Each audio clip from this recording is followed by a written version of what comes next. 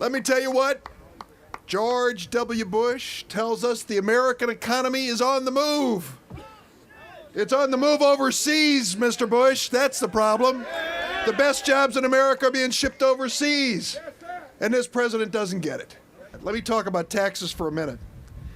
If you're lucky enough to have a son or daughter who's good, gets accepted at one of the best colleges and universities, you sit down to have a pretty hard talk with them, don't you? It's going to cost a lot of money. That son or daughter is going to have to borrow a lot of money. And in your heart, you want them to go to the best darn school they can get into. But you know, as sure as you're sitting there, at the end of the day, they're going to end up with a student loan debt that's bigger than the first mortgage you ever had on your home. You know that, don't you? And you think about their lives. Well, I'll tell you, when it comes to the tax code, they dream up all these tax breaks for the wealthiest people in America. Isn't it time that working families were able to deduct the cost of college education for their kids? That's an investment in America. And I'll tell you something else, too. When we talk about patriotism, I want to talk about patriot corporations. I think they should be rewarded in the tax codes. And you know the ones I'm talking about? The ones that stay here, you got it. The ones that pay a decent living wage to the people who work for them. The corporations that provide health insurance for the people who are working for them. The corporations that won't sell out their pensions the first time they get a takeover. Those are the American patriot corporations.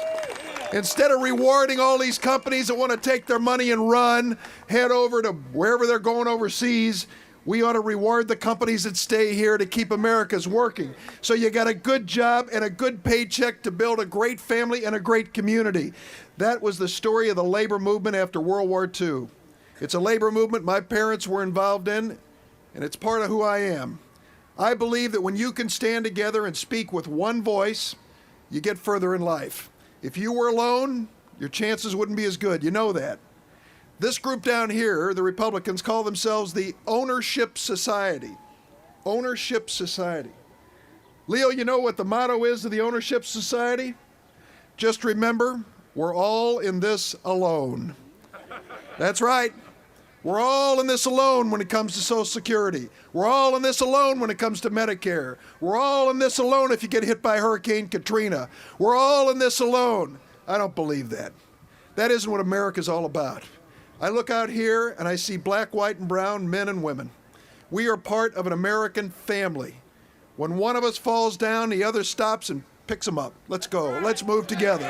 That's what this country's all together. And we've got to put that American family back on top.